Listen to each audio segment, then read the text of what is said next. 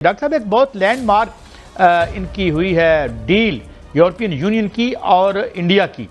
यूरोपीय यूनियन में भारत को 144 सर्विसेज सब सेक्टर्स और भारत में यूरोपीय यूनियन को 102 सेक्टर्स तक रसाई मिलेगी।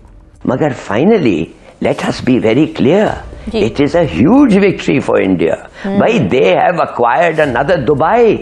हाँ। तो now they are naturally elated. जाहिर है कि दे आर डिलाइटेड। लेकिन अप्रिशिएट करना चाहिए भारत को कि उन्होंने बड़े जबरदस्त तरीके से इस मुआहदे को नेगोशिएट किया। वो जिस तरह का रिएक्शन आया अमेरिका की तरफ से वो तिलमिला उठा है। दोनों की तरफ से एक मैसेज प्रेसिडेंट डोनाल्ड ट्रंप को गया है कि जिस तरीके से वो उनको इकोनॉमिक रिलेशंस के ऊपर बुली कर रहे थे, उसका जवाब इंडिया ने और यूरोपीय यूनियन ने इस वायदे की सूरत में दिया है। लेकिन अमेरिका का जो मैसेज गया सो गया, इस डील के पाकिस्तान के ऊपर काफी गहरे असरात हो सकते हैं कि जब भी इलेक्शन आ रहा है कहीं पे भी, तो इन्होंने फॉल्स फ्लैग ऑपरेशन करना है, पाकिस्तान के खिलाफ फर्जा सराई करनी है। ये क्या माइंडसेट है इनका? तो हमारे लिए खतरा तो है, न सिर्फ पाकिस्तान के लिए बल्कि बांग्लादेश के लिए भी। इंडिया की बात करते हैं, यूरोप तो अलग बात है। चाइना जो उनका दुश्मन है, उनके साथ खड़ा हो गया वो। तो इनका ख्याल था कि अब मैं इंडिया के पास जाऊं, तो ये भागे गए इंडिया के पास। कहते हैं असली सक्सेस वही है जो आपके दुश्मन भी इग्नोर ना कर पाएं। और इस वक्त इंडिया और यूरोपियन यूनियन के बीच जो फ्री ट्रेड एग्रीमेंट डील हुई है, उसने ग्लोबल जियोपॉलिटिक्स में हलचल मचा दी है। इस डील से इंडिया को कितना तगड़ा फायदा होगा, ये तो सब डिस्कस कर ही रहे हैं, लेकिन इसके जियोपॉलिटिकल इम्पैक्ट ने बड़े बड़े नेशन को शॉक कर दिया है।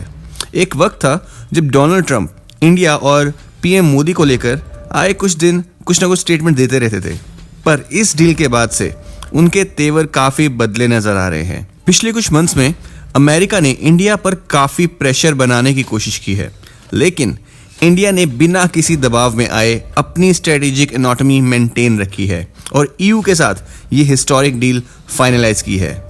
पाकिस्तान मीडिया में भी जैसे मातम छाया हुआ है। उनका मानना है कि इस डील से ना सिर्फ पाकिस्तान बल्कि बांग्लादेश के एक्सपोर्ट्स पर भी बुरा असर पड़ेगा। ये डील प्रूव करती है कि इंडिया अब वर्ल्ड स्टेज पर एक मेजर प्लेयर बन चुका है जो अपनी टर्म्स पर इंटरनेशनल रिलेशंस हैंडल करता है। जी, दुनिया की सियासत और मईशत इस वक्त एक ऐसे मोड़ पर खड़ी है जहां पुराने इत्तेहादी नई सबबंदियां कर रहे हैं और पुरानी रियायतें खामोशी से खत्म होती जा रही हैं। ऐसे में इंडिया और यूरोपीय यूनियन के दरमियान तय पाने वाला तिजारती मुआहदा, जिसे मदर ऑफ ऑल डील्स भी कहा जा रहा है, इसके झटके जनूबी एशिया से लेकर आलमी मंडियों तक महसूस किए जा रहे हैं।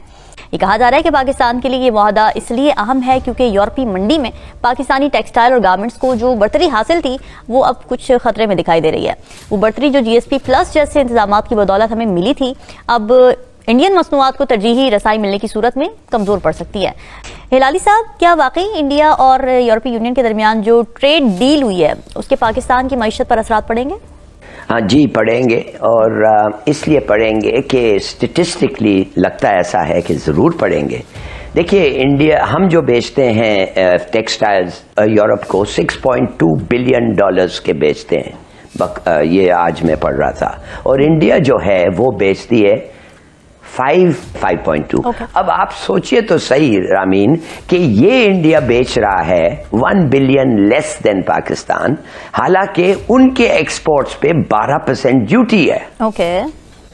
इवन दो उनके एक्सपोर्ट्स पे 12% ड्यूटी है, फिर वो सिर्फ 1 बिलियन कम है हमारे से, और हमारा जो फिगर है 6.2 बिलियन वो ड्यूटी फ्री है।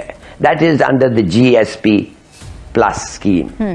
तो मेरे ख्याल में कि अगर इंडिया अभी उसका वो 12% ड्यूटी निकाल रहे हैं, तो फिर जाहिर है naturally logically it's export should go up.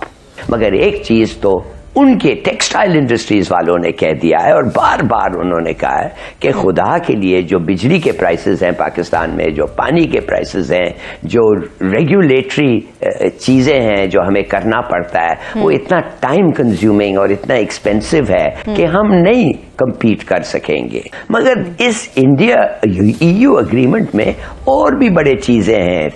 It's not only हमारे पे जो इम्पैक्ट आएगा, और हमारे पे अगर इम्पैक्ट आएगा तो हम EU को जाके कहेंगे कि चलो यार हमें भी कंसेशन दे दो। मिसाल के तौर पे skilled workers can go from India without limitation almost. और उधर जाके वो काम कर सकते हैं। भाई अगर वैसे कर सकते हैं तो हमें भी ये इजाजत दो।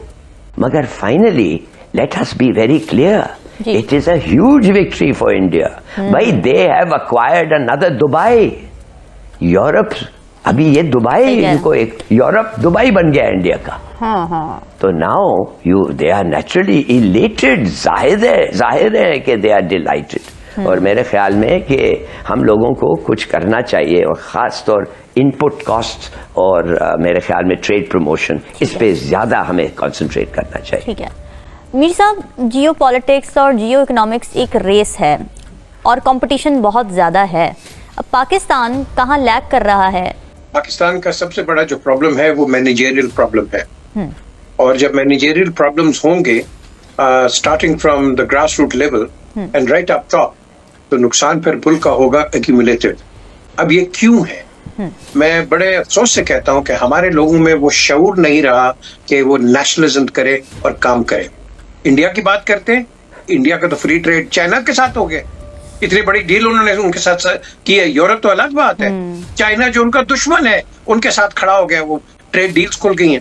अब बात यह है, हिंदुस्तान को अब चाहिए, जब हम पर्टिकुलरली हिंदुस्तान की बात करते हैं, कि अब तुम एक टर्म्स टू पीस आओ पाकिस्तान के साथ। आप इस चीज को मद्देनजर रखो, आप एक दूसरे के नेबर जो है पड़ोसी चेंज नहीं कर सकते। बात सिर्फ ट्रेड और टैक्सेस की नहीं है, ये डील एक क्लियर मैसेज है कि इंडिया अब ग्लोबल सप्लाई चेन का नया हब बनने के लिए बिल्कुल तैयार है।